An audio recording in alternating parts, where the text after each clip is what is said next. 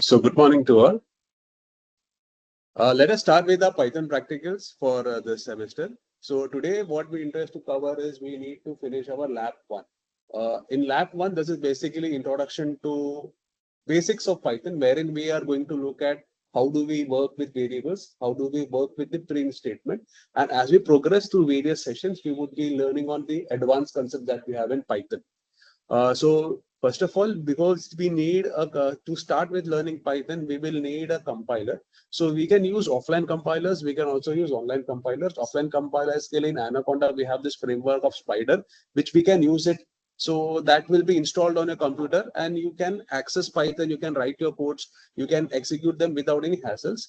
In case you are not comfortable with executing or installing the Spider offline in your system, then we can use online compilers also. So there are various online compilers, but the problem with online compilers is that they would be, a bit of, they might lag depending upon the load that is coming on the server. So which online compilers are preferred is, say, for example, here, I will just type it out.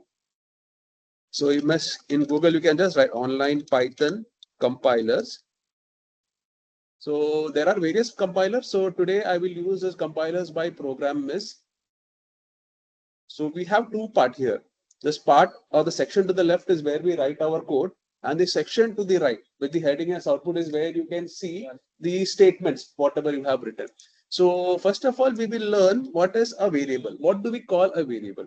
Variable is anything that holds data. Why do we call it as a variable? Because this data that is there can vary. It can be changed. So how do we declare variable in Python? So for declaring variable, the simplest task is you just write down the name of the variable. Say, for example, T1. The name of the variable is T1. Put an equal to sign, and whatever value you want to put it into this variable, you can write it onto the right of the equal sign. Say, for example, I am entering 45. So what am I doing? I am creating a variable by the name T1, and the value 45, I am passing it into T1. Now, unlike other programming languages, these variables that we have, first of all, can be of various, can be used to store various kind of data. That is, they can store text kind of data, they can store integer kind of data, they can also store decimal kind of data, they can also store various other kind of data, which we would learning as we progress through these sessions. So in some other traditional languages, you first need to tell you need to tell the variable what kind of a data is going to come. Here we need not do that. Depending upon what kind of a value is coming, Python will automatically sense and assign that particular data type. So what some of the data types that are there are integer data types, which means the value is going to be a pure integer. For decimal numbers, we have float. For text, we have string. So here we need not mention anything, whether it is text, string, or float. By default, depending upon the value, Python will assign it. So here, let us say I want to add two numbers. So how do I do that? I create a variable a, put an equal to sign, and let us say I pass on the value 45. Next, I create one more variable to hold the second value. I type b is equal to, let us say, some number 30. So I hope this is clear. That is, we are creating a, the value of 45 is going into a. We are now creating variable b, and the value of 13 is going into b. Next, what we're going to do is, now we need to add these together. So I will create a new variable c, and I will write c is equal to a plus b. What happens over here is that the value that is there in a will be added to the value that is there in b, and it will be stored to a new variable c. So, but whatever we do calculation, it is essential that we know what is the output. So to send that output, we use the print statement. So the basic idea is just write down whatever you value. So you call the print statement, and in brackets, you can just type the name of the variable c. So remember, the c as it is will not be printed. Only the value that is there in c will be printed. So let me just run this for you. So so you can see here what is happening is, a is having 45, b is 13, c is equal to 45 plus 13, which is 58, and you are printing c, which means you are printing the value that is there in c, and you can see the output over here, which is 58. Why don't you come closer? Yeah. C. Next is, let us say, what if I just want to print the letter C and not the value in C? In such cases, you need to put this in inverted commas. So I just put inverted commas. In double inverted commas, I just type C. And now when I run this, please remember, only the letter C will be printed and not the value that is there. So now let us say we want to work with text kind of data. So let us say I am writing T1. T1 is just the name of the variable. and I want to pass on, I want to store names of students. So what I can do is, remember one thing, if you need to pass any text kind of data, then that value has to be in inverted commas. So don't forget this. So here I will put, say, T1 is equal to J. So because J is a text kind of data, it has to be in inverted commas, as you can see. Next, I am saying T2 is equal to Rohit. So Rohit is also a text kind of data, so that is why it is also in inverted commas. So what do you think will happen if I write T3 is equal to T1 plus T2? Will it result in an error? No, it will not result in an error. To find out what the answer is, I will try to print the value that is there in T3. What is going to happen is, I am saying, what is T3? T3 will be T1 plus T2. That is the value that is there in T1 should be added to the value in T2, and the combined value should be in T3. Now, when Python starts executing, what will it find in T1? It will find J. And T2 may what it will find? It will find Rohit. Now, it is not possible, right, to add J with Rohit. So it will just merge them together. When I execute this command, you will see here J and Rohit. It is just merge. Now, if I write P1 in inverted commas, here I say 34, and here I say in inverted commas, I put the value, say 1. What do you think is the answer going to be? 34. Will it be resulting in 34 plus 135? No. If I run this, it is 341. Why is it 341? Because it is exactly, because 34 is an inverted commas. Python is considering that as text and not as a number. So you need to remember when we need to use inverted commas and when we do not use inverted commas. So with this, now we move on to something else. So many of the time what happens is you need to write a dynamic program. For example, now we created a simple program to add two numbers. But most of the time, these numbers that were there, 45 and 13, or some numbers, these were directly entered by us into the programming code.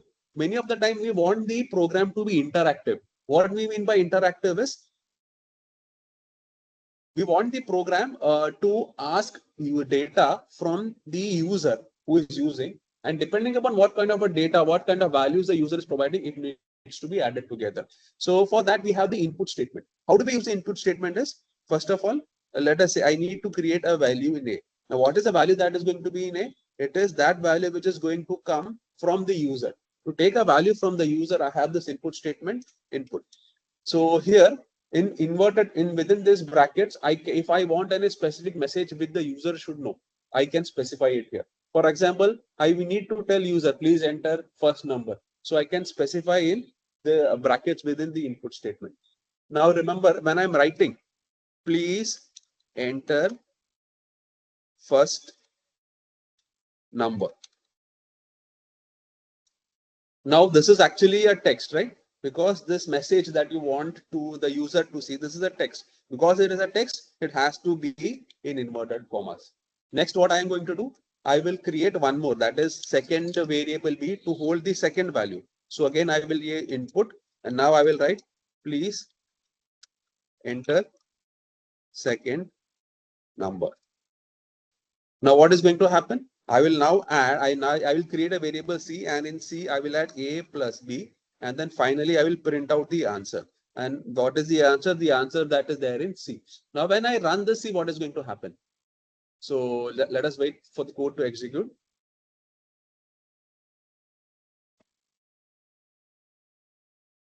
I think I will try refreshing or reloading this entire server. So I pop it down. Yeah. Now let me just place it here once again. Now when I run. So it is asking me to enter first number. So what is my first number? Can you just give me some answers? 19 is my first number.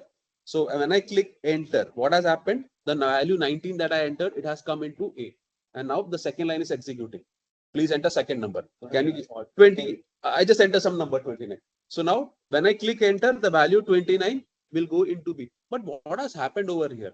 C is A plus B. What do you see has happened? 19 and 29, they haven't been added. They have just been stuck together, as we see. So what does this indicate? It indicates that Python has treated 19 and 29 as text and not as numbers.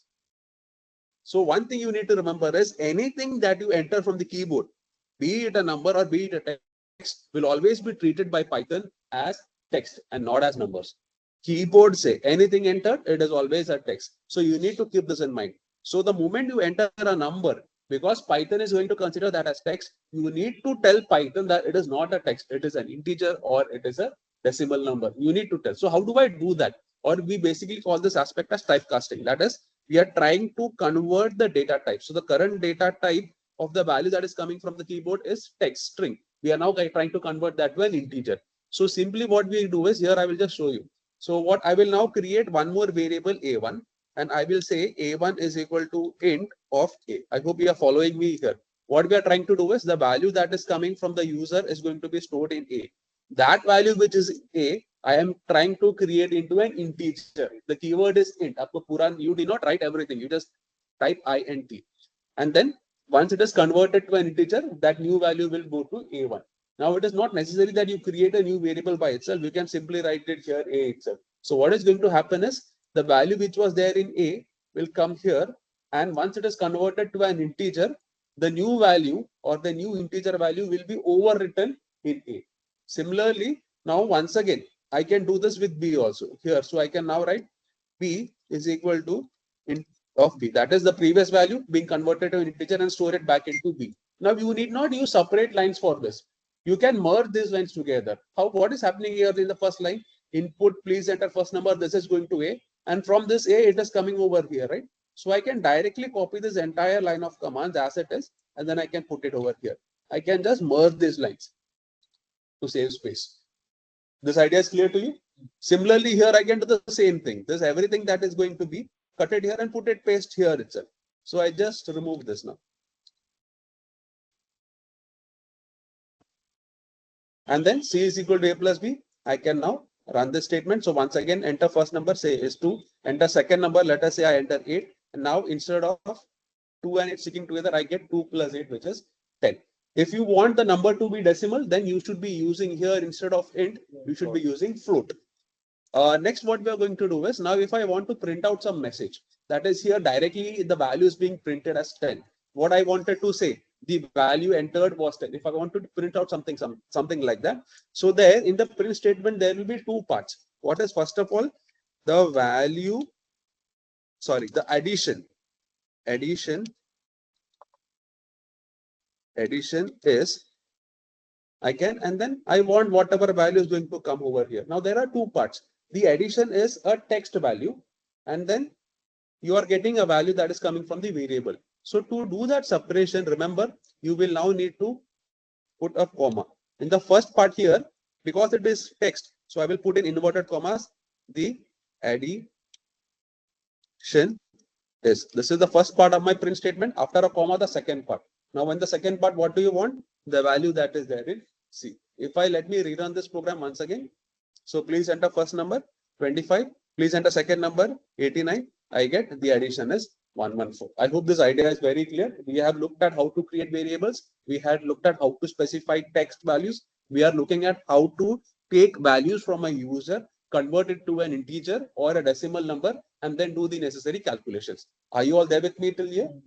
Okay. Now we will try to implement this into two programs, which we need to solve for today. So the very first program that is here is that, the user or the program should ask the user to enter some name. Say, for example, the name entered is Sachin. Then immediately the program should print out, hello Sachin. How are you, Sachin? I hope life is treating Sachin well. So what do you think should be the first line of code? Because I want the user to enter a name. What should be my first line? Exactly. First, I need to tell the user to enter your name, and that value which the user is entering, I should store it into a variable. For that purpose, I create a variable A. A is equal to, now because I want value from the user, I use the input function, and input function within the brackets, I will specify the message. Message is text, so I will put in inverted commas. My message is going to be, please enter your name. Now, do I need to convert this into an integer or decimal? No, because it is a text value, right? So I won't be working anything much more on this. Next, what I will do is, say, for example, if the name entered was Sachin, I will now print out. So what I want to print out, I need to print three statements. What were the three statements? Hi, Sachin. How are you, Sachin? I hope life is treating Sachin well. So in print statement, how many parts will be for the first statement? That is, I want to print hi, Sachin. How many parts are there to this? See, whatever the name is, hi will always going to be fixed. And depending upon the name that is going to come, Sachin will change. It will be Sachin, it would be Rohit, it could be something. So the first part, which is high, is a fixed value, which is a text. So there are two parts, a fixed part and a variable part. That is why I made two parts in the print statement by using a comma. In the first part, I specify the fixed part, which is high. This is always going to be fixed. And the second part is going to be variable. That is because it's going to change. So I type A. Next is, so if A is Sachin, I will get hi Sachin. Next, what I want, print. How are you, Sachin? How many parts are there? Again, two parts. How are you is a fixed part always for all users, and the name will keep on change, right? So again, a comma, because there are just two parts. In inverted comma, specify how are you, and here the name that is there. If I want a question mark after Sachin, so what next? I want how are you, Sachin, and a question mark. So now again, remember, so the statement is how are you, Sachin, and then a question mark. Now this question mark will also be common for all users, right? Which means it is a fixed part, which means, so I need one more part in the print statement. So I add one more comma, and because question mark is going to be a text-based character, I need to put this in inverted commas like this. So there are three parts. Initially, I have a text part, then a variable part A, and then again a fixed text part question. Similarly, the third part of my print statement is, for example, how I hope life is treating Sachin well. So in the first part, I will write, I hope life is treating. Let me just correct my spelling. I hope life is treating. And in here, so A name aayega jo bhi hai, and iske baad well aayega, right? So I will put in well. I hope you are getting this, why we are breaking it here. Tell me. Why don't we put question mark name?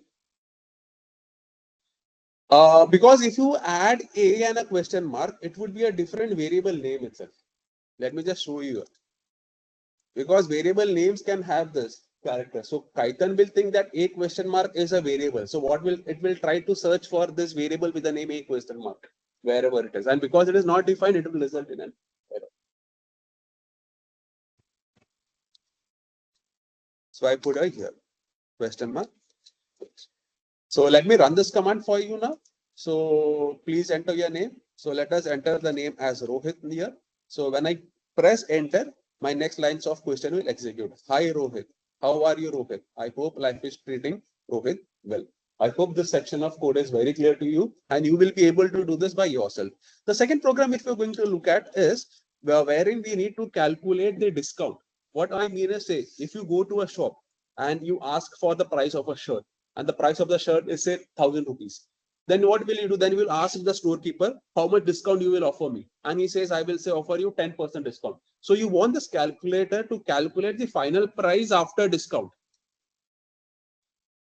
So how many variables will you need here? Three variables. What? How many inputs you will need here?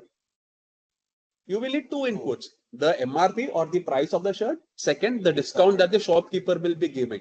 Now, based on this, you will need one variable to calculate the final price and store it. So first of all, I will create a variable A. This is to get the MRP. So what should be my statements here? Input. In input, in the message, in inverted commas, I will type enter the MRP.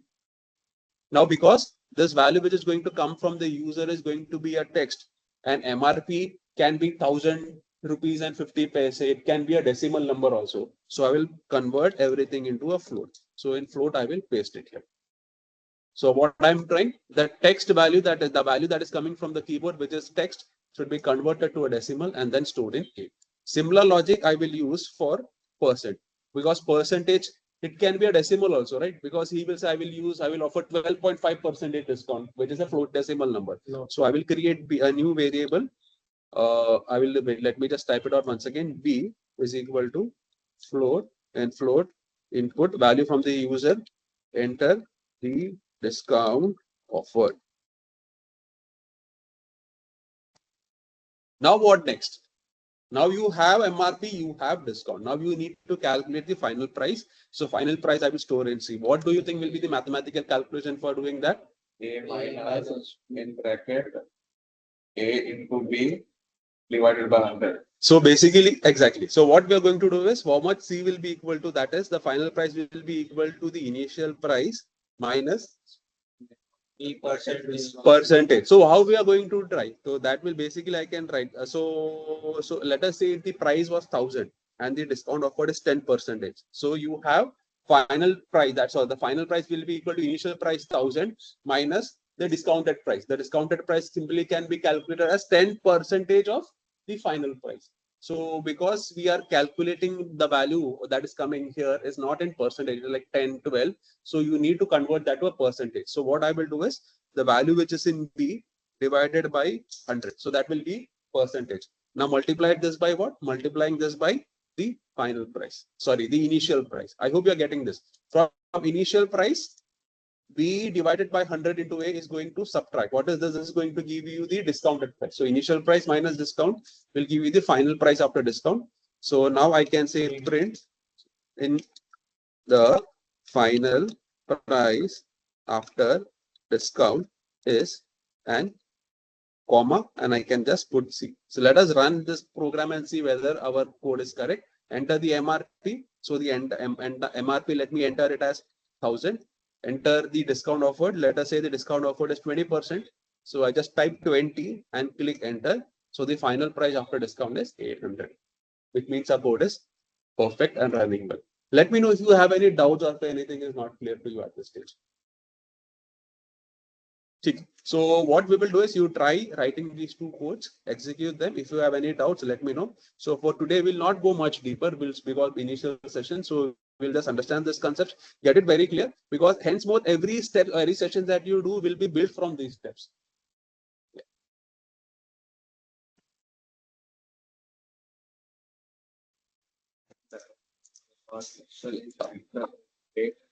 Let me just stop my recording.